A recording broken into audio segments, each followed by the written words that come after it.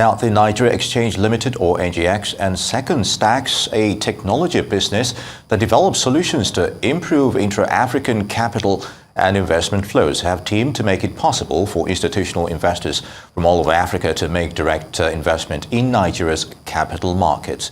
The new partnership, which was developed closely with AfriInvest West Africa Limited, will make it simpler for authorized broker-dealers, asset managers, large commercial banks and other institutional investors from across the continent to invest in Nigeria's top exchange through Second Stacks' open, user-friendly, cloud-based portal. Joining us now from Accra that's in Ghana to discuss further is Eugene Tawiah, the co-founder and CEO of Second Stacks. It's good to have you with us, Eugene. Your partnership with the Nigeria Exchange Limited, how did that come about and what are the major cues for this collaboration? In terms of our partnership, I think we had a lot of momentum from our previous launch event when we went live with the Ghana Stock Exchange and the Nairobi Securities Exchange in Kenya. So in that process, we obviously wanted to continue to expand, and we had reached out to the management team at the NGX, and they were very welcoming of the innovation we're bringing to the market, especially as it serviced the needs of the broker-dealers, the asset managers, the institutional investors, in terms of providing easier access, more streamlined workflows into the Nigerian exchange. As you know, Nigeria is one of the top exchanges by market cap and volume. So we're pretty excited that that becomes one of the jurisdictions that we are connected to. In terms of the pathway forward, obviously, we had to find a local partner in AfriInvest that was already licensed by the various regulators, the SEC, especially, and was a licensed member of the exchange to be able to facilitate that process. We went through a lot of due diligence, looking at our systems, following certification process of the exchange, and also working very closely with AfriInvest to answer all the key points that the Securities and Exchange Commission in Nigeria needed to be able to be comfortable to give us the no objection to launch in Nigeria. So that's a brief of how we came about this partnership and getting to the launch that happened last week. Yeah. Very good, Eugene. Now, let's talk about driving institutional investment on Africa's capital market with technology. How has your company fared in this regard? Right. So, I mean, we entered this space, and it was really a function of conversations with folks who were leading various investment firms in these jurisdictions that we speak of. It actually was the genesis in Ghana when the MTN IPO was happening, and the fact that the lead advisor on the deal was not able to attract all of the interested parties because some of them were not in Ghana at the time, and there was really no technology that made processes like your KYC, collecting details about subscriptions and being able to capture those for the issuer MTN at the time.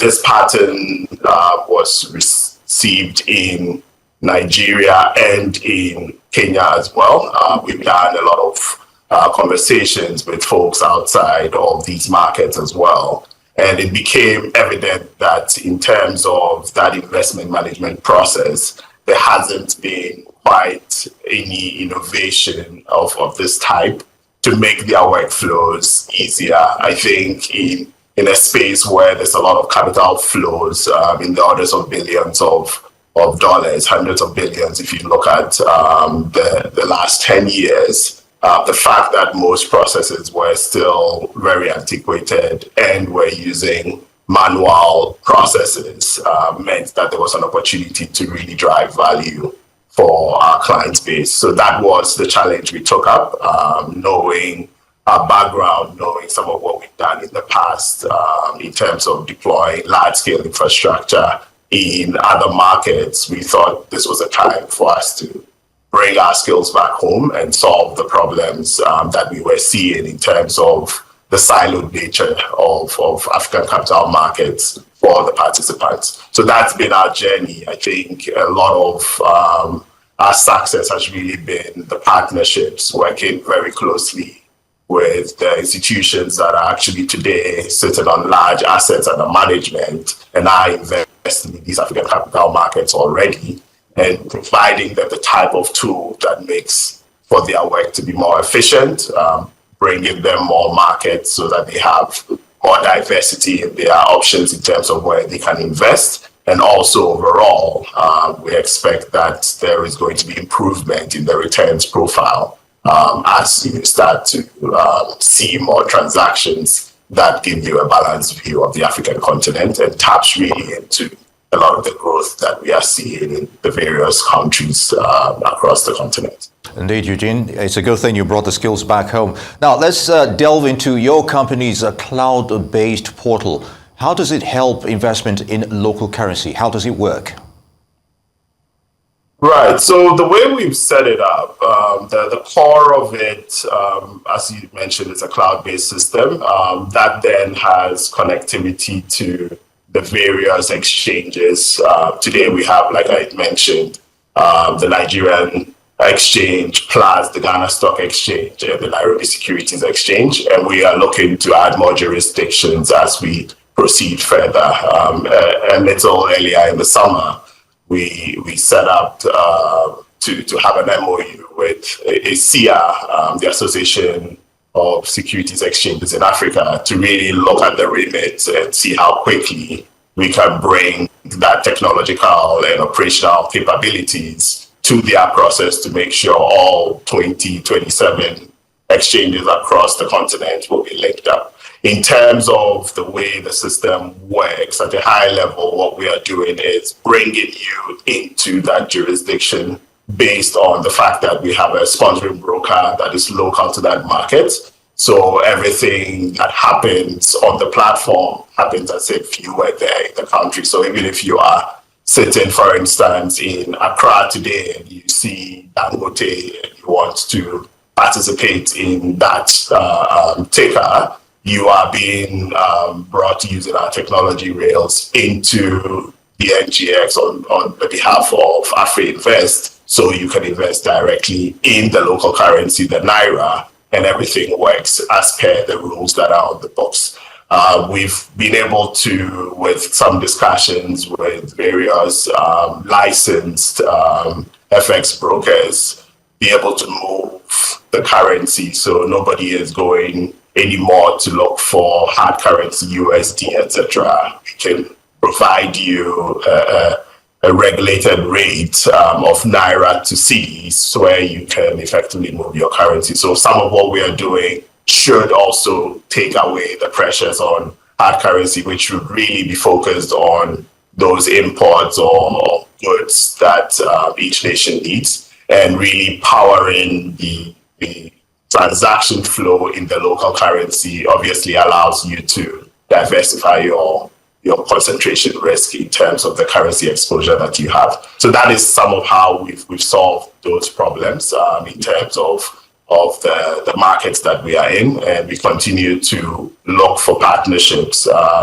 in terms of those rails that exist that will make this even better than we have today. As you know, PAPS has been launched, and we are looking forward to be able to plug into that system to go even further in able to move currency from one jurisdiction to the other in near real time without touching hard currency in that process. Very good, Eugene. You already talked about moving away, from the manual ways of doing things, as it were. But looking realistically at the nature of African exchanges, what are the major challenges, even with the introduction of technology, you think?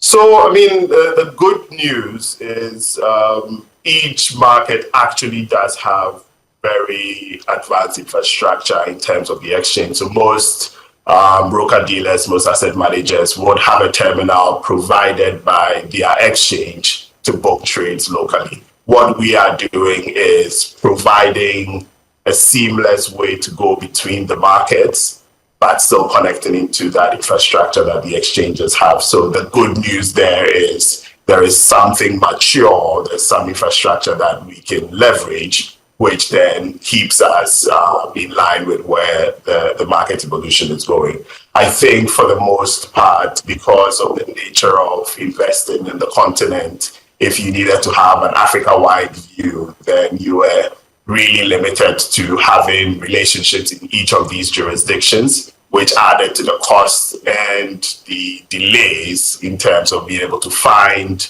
invest, and manage your positions across all of these jurisdictions. So that is really where we come in, and our partnerships with the exchanges effectively allows participants in all of these markets to be able to come through our pipelines into the exchange in a very seamless way. So we are able to help drive volumes. We are able to bring more trading houses to each of these exchanges. And as you can imagine, as you have more people around the table, more transactions will be created. And in so doing, we can have a lot more volume for each of the beneficiary exchanges. One of the other things that has also been a hurdle is data. I mean, for you to invest, you need to do a lot of research. You need to understand where the pricing is and be able to make conviction decisions about where to put your capital. In terms of how we've looked at this, being able to bring all of this real-time tech information into our platform then allows you to see what is happening in each of these local markets.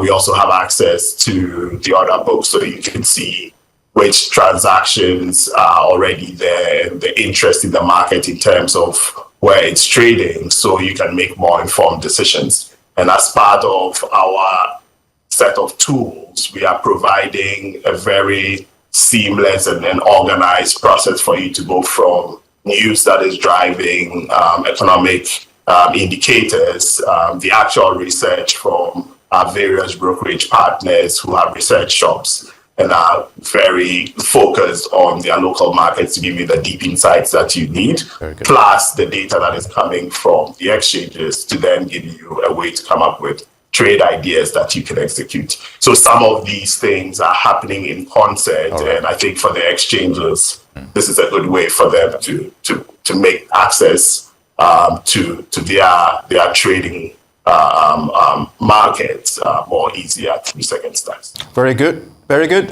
Eugene, Tawiah, co-founder and CEO of Second Stacks, I'd like to thank you for your perspective on African exchanges, the capital markets, seamless transactions as it were, and of course with technology.